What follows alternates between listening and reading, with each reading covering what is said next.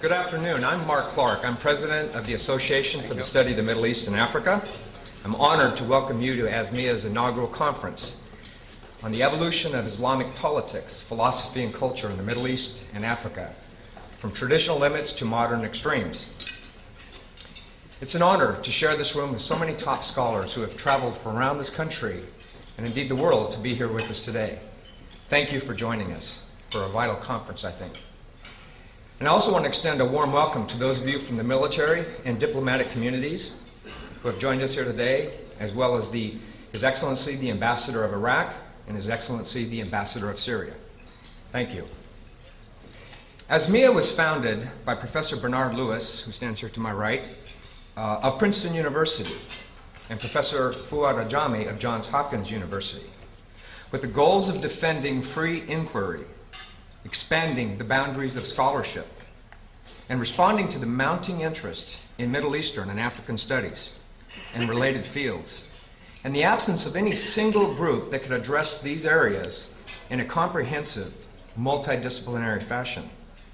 We are an academic society that promotes the highest standards of academic research and teaching through services and programs and publications to our members, to the international community of scholars, and to interested citizens. The need for this association is, I think, self-evident. In just 6 months' time, we have established a global presence of some 500 scholars from 40 different countries, representing 230 universities and college campuses in 35 different academic disciplines.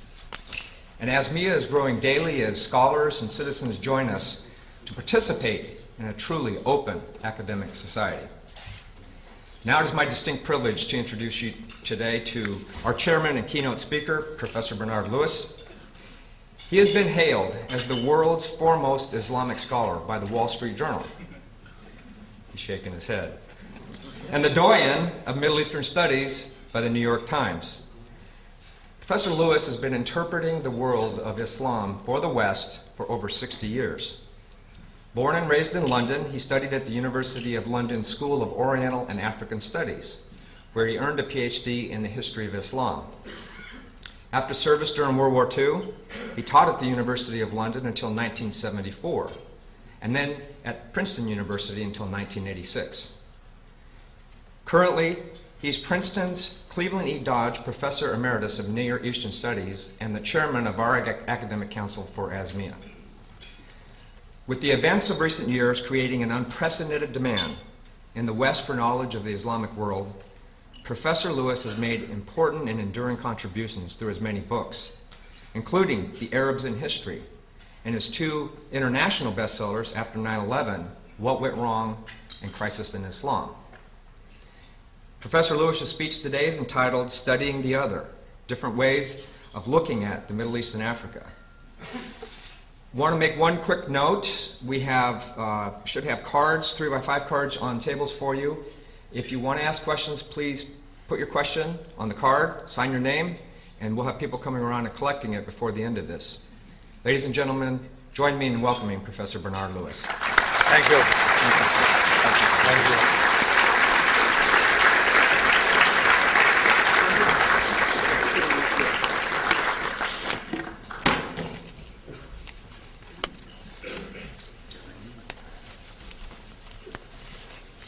Good afternoon, ladies and gentlemen. As you have been told, I'm a historian by profession, which means that I deal with the past. Not only that, but I'm a very aged, an ancient historian, applying the ancient to the historian rather than to the history. So that even my past is becoming more and more outdated. I no longer participate in the very active strife of our profession. So what I want to try and do today is to try and do what I think I'm best equipped to do. I mean best as compared with my other activities, not as compared with other people. And that is to try and situate our profession, the academic study of the Middle East, in a historical context. And I would like to begin with a quotation from the famous Dr. Johnson, one of his conversations recorded by Boswell. He says, "A generous and elevated mind is distinguished by nothing more certainly than an eminent degree of curiosity, nor is that curiosity ever more agreeably or usefully employed than in examining the laws and customs of foreign nations." A very interesting statement, and as I shall try to point out in a few moments, one uniquely Western, uniquely distinctive of this Western civilization of which we are the heirs at the present time. And I use the word we in the widest sense. It has not been the habit in the past of other civilizations, nor for that matter even in the present, to study the ways of others. For everybody, the world is divided into us and the rest, us being civilization and the rest being barbarians. At first sight, there appear to be some exceptions. When Greek was the dominant civilization over much of the world, and included a good part of the Middle East, there was a book written on ancient Iraq. There was a book written on ancient Egypt, both in Greek. So you may say, well, they were interested in ancient Egypt and ancient Iraq. Two problems. The book on ancient Iraq was written by an Iraqi, and the book on ancient Egypt was written by an Egyptian, who both cases had learned Greek because the Greeks were ruling their country. Second point, neither of these books has survived. Neither of them is extant. They are known only from allusions and quotations, from which I think one may say that the ancient Greeks, in spite of their high civilization, were not much interested in other people.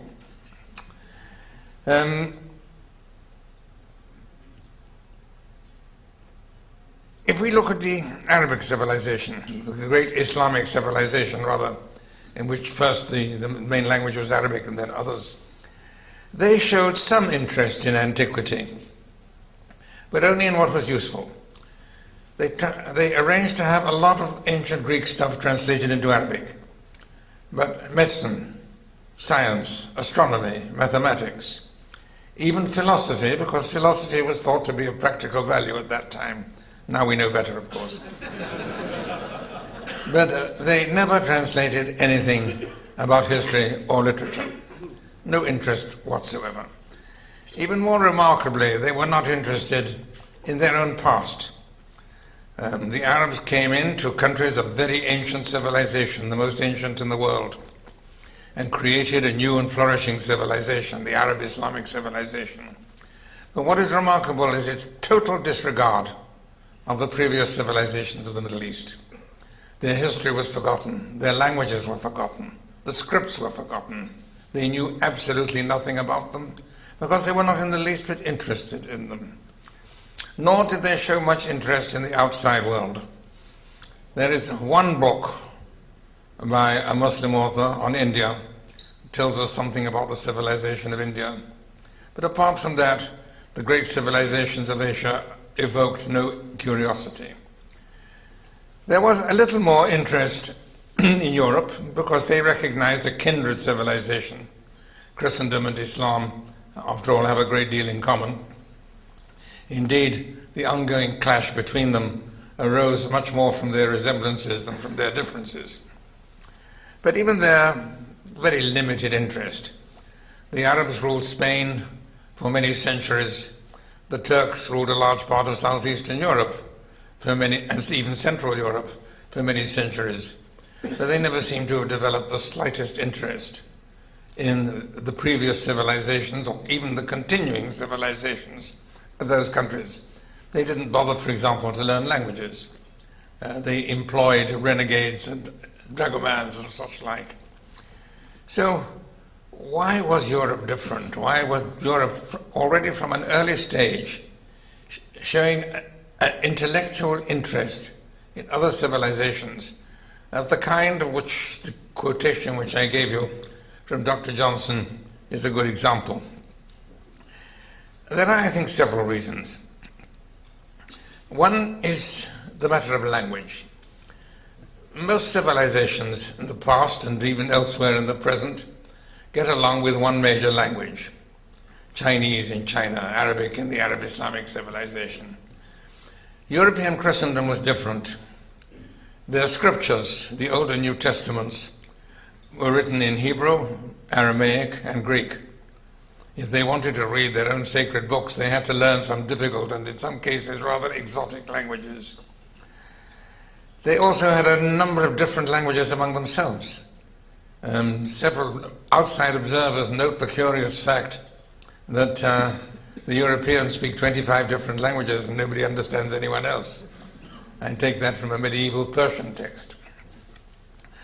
The business, therefore, of studying and even mastering an alien and difficult language was part of ordinary life for Europeans in a way that never happened in the Islamic world or India or China. They also had another advantage in the question of language, and that is the Arabic-speaking Christians. At the time of the advent of Islam, the Middle East west of Iran was almost entirely Christian. In the early centuries of the Islamic domination, it was pretty thoroughly Islamized, but significant Christian populations remained and remain to the present day, though rapidly diminishing. These adopted the Arabic language, translated their own classics into Arabic, mastered the Arabic language. For a long time, Western Christendom showed no interest in these Arab Christians. But then with the Reformation, there came the great struggle between Protestants and Catholics, and both looked eastwards and saw a mass of non-committed Christians in the East and thought that this was a possible recruiting ground for finding a valuable ally. So first the Catholics, then the Protestants began to interest themselves in the East, which had two consequences. It gave them a motive for learning Arabic, and it also gave the Arabs, the Christian Arabs that is, a motive and an opportunity for going to Europe and playing some part in the intellectual life of Europe. So I think that too is an important contributing element in the development of, shall we say, Middle Eastern studies in the European universities. Now, there is a theory which you have probably heard that this study of the Eastern society, which has come to be known as Orientalism, is an aspect of imperialism, that it represents part of the will of Europe to impose its domination on the rest of the world, to dominate and exploit other peoples. Some years ago, I attended a meeting in Paris discussing postmodernism, which was attended mainly by postmodernists, but also by some others, and of whom I was one. And this argument was put forward. And I remember remarking, I said, well, look, I said, the first chair of Arabic, or rather Oriental languages principally, but not exclusively Arabic, the first chair for the teaching of Arabic in France dates from the early 16th century. The first French incursion into an Arab country, which one might in any sense call imperialistic, dates from the end of the 18th century. More than 2.5 centuries later.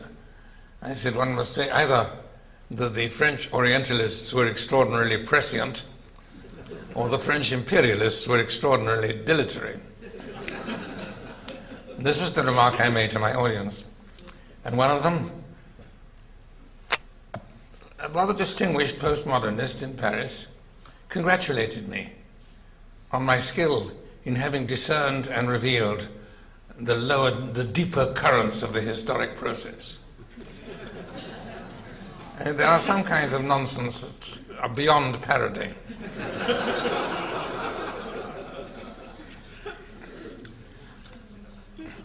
It has also been argued, yes, I should point out, by the way, that for many centuries, Europe was threatened rather than threatening. Advocates of that particular school of historical nonsense seem to overlook the fact that from the beginning of the 8th century to the end of the 15th century, the Arabs ruled much of Spain and Portugal. For part of that time, they also ruled Sicily and southern Italy. They advanced into France and conquered a large part of that. Europe was very, very much under threat by an Islamic advance in the West. And when that came to an end, with the final triumph of the reconquest in Europe, they never reconquered Christian North Africa nor the Christian Holy Land. When that came to an end, the second great Islamic attack began with the Ottomans, the Turks conquered Anatolia, which had previously been a Greek Christian land. They conquered Constantinople. They conquered a large part of southeastern Europe. They twice besieged Vienna, and so on and so on and so on. One must acquit both the Arabs in Spain and the Turks in Europe, in Eastern Europe, of, shall we say, Orientalist imperialism, in that they never showed the slightest interest in the languages or cultures of the countries that they conquered. That aspect of imperialism, I think, cannot be brought against them. But they stayed for quite a long time, and their presence was, of course, seen as a serious threat by the various European countries, not only those immediately threatened, but even those more remotely threatened. In the British Isles, for example, British Isles were never actually invaded, but they were raided several times by corsairs from North Africa, in Penzance, in Baltimore, and various other places. Major attacks in the early 17th century. This was about the time when the first chairs of Arabic were founded at Oxford and Cambridge. And as I say, the corsairs were coming from North Africa, raiding the English shores. So can one really say that there was an imperialist interest to establish chairs of Arabic at Oxford and Cambridge at that particular time? The disparity between that particular theory and the actual historical process is such that at times I have found myself asking myself a rather troubling question. The question is, where does ignorance end and falsehood begin?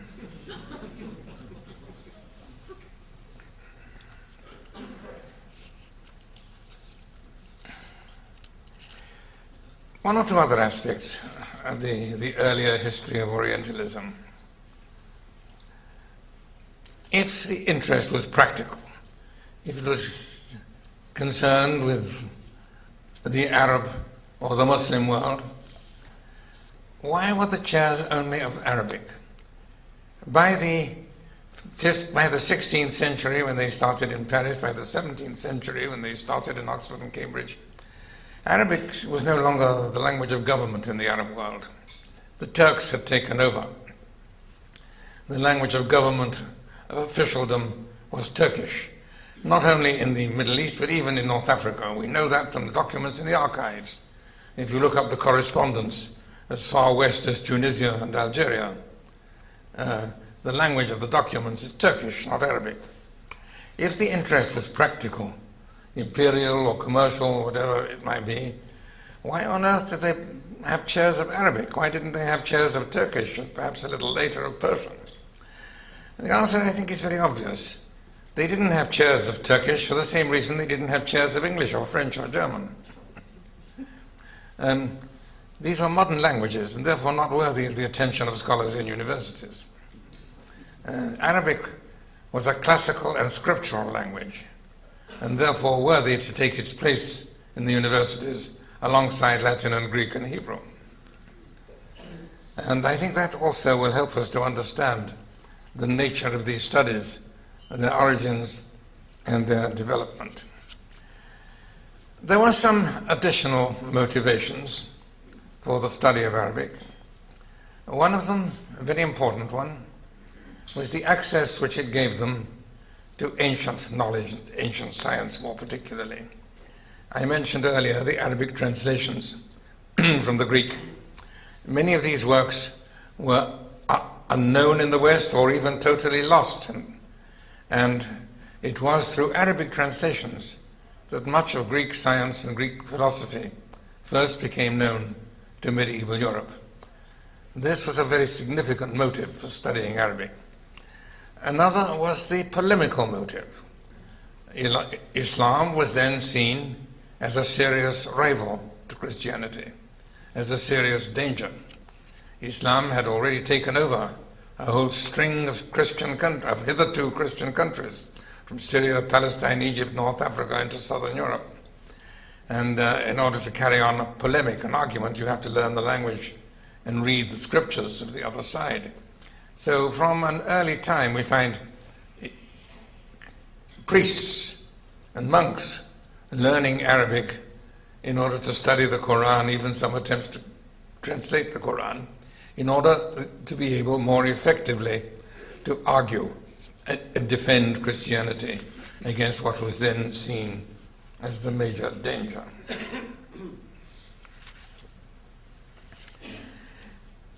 I think it must be said that intentionally or otherwise, these Western scholars did render a tremendous service, not only to their own people, but also to the Arabs and other peoples of the Middle East, by preserving much that would otherwise have been lost. There are many important Arabic works, classical Arabic works of the High Middle Ages, which survive only because there are manuscripts of them in Oxford or Cambridge or London or Paris or Leiden or some other Western collection. Western travelers, usually the chaplains of embassies or commercial missions, who bought these manuscripts, took them home, and they are well looked after and well preserved, whereas to a large extent, not entirely of course, many of these works disappeared at home in the struggles and upheavals of the late medieval period.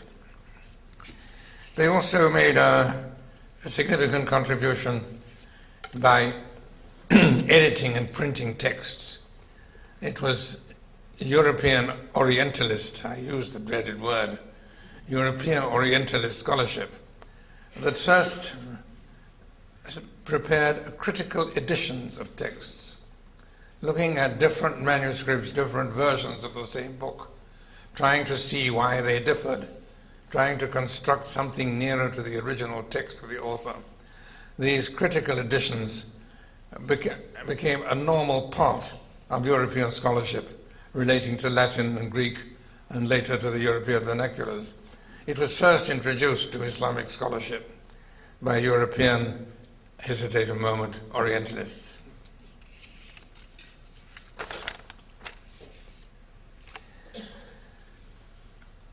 Today, we confront new obstacles in our study of the Middle East, and three in particular. One of them I have already mentioned, postmodernism, and I don't propose to elaborate on that. The second is the combination of political correctness and multiculturalism,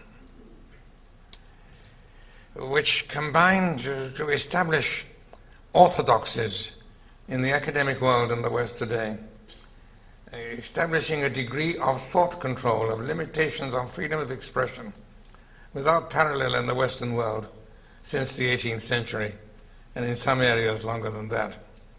I don't need to tell you how careers can be furthered or destroyed by this kind of imposed orthodoxy. This, it seems to me, is a very dangerous situation. It has now made any kind of scholarly discussion of Islam, to say the least, dangerous.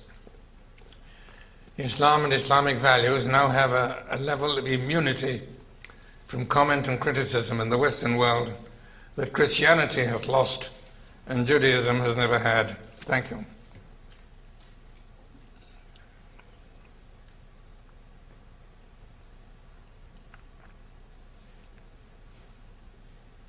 Thanks. I turn now to my final topic.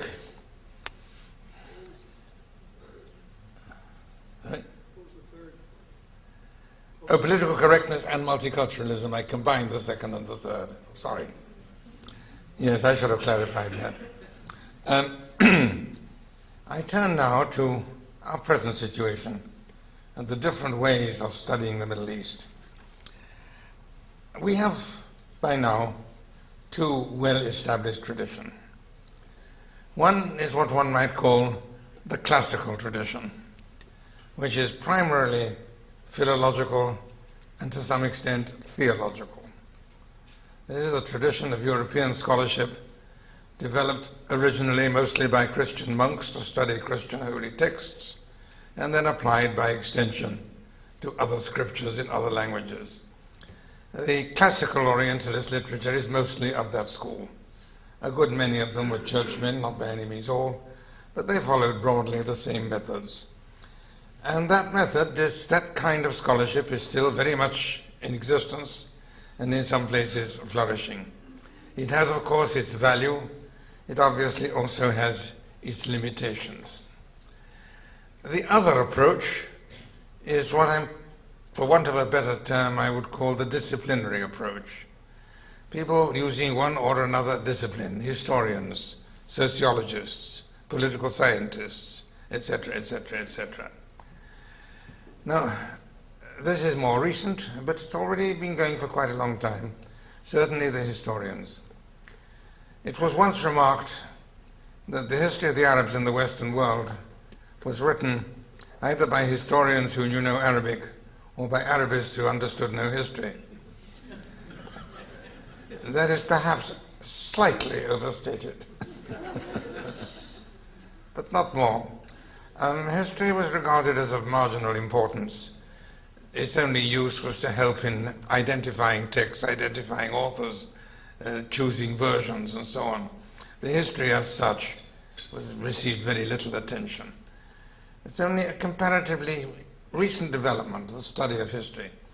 And then the question arises, who is to do it and how? You have now historians and Arabists. I won't say that they don't meet, but they pass each other with averted eyes. This is a genuine difficulty. In history departments, they tend to mistrust people who have a philological training in an exotic language. In, shall we say, Middle Eastern language departments mainly concerned with language, they brush aside history as of secondary importance, if any. It's a real difficulty, and I don't know how we're going to overcome it. But there are some signs of hope. There are actually some historians who are historians by training and know something of the languages. And in this particular area, I think people coming out of the region can make the best contribution. Indeed, some of them have already done so.